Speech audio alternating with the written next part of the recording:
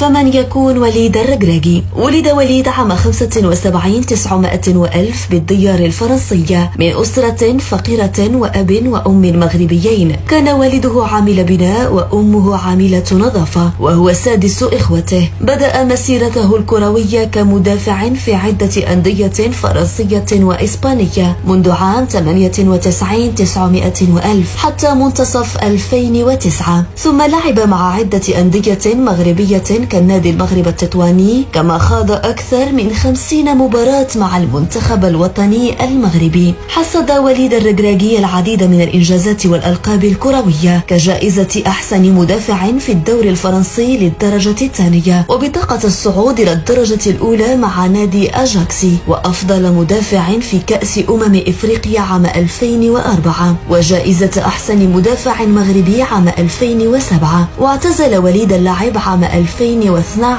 وأصبح مهتما بالمجال الفني في عالم كرة القدم، وعمل كمحلل فني رياضي للدوري الفرنسي في قناة بين سبور الفرنسية، ثم انتقل وتخرج ليحصل على الشهادة التدريبية ليضحى اسمه من أبرز المدربين المحترفين في الوسط. بدأ حياته في التدريب مع الفتح الرباطي الذي نقله إلى عالم الاحتراف والإتقان، ثم مدربا للنادي القطري الدحيل وقائدا لفريق الوداد الرياضي. وكمدرب فقد حاز على كأس العرش ونهائي كأس العرش والدوري المغربي والدوري القطري، وأوصل المنتخب الوطني إلى أعلى الرتب والامتيازات والدوريات الإفريقية، وحصل على جائزة أفضل مدرب لعام 2015، ثم جائزة البطولة كأفضل مدرب مغربي عام 2016. واستقبل الركراكي في القصر الملكي ووسم بوسام الشرف على يد الملك محمد السادس. كما اشتهر وليد بتصريحاته الصريحة والطريفة وقاموسه الخاص في الرد عن أجوبة الصحفيين.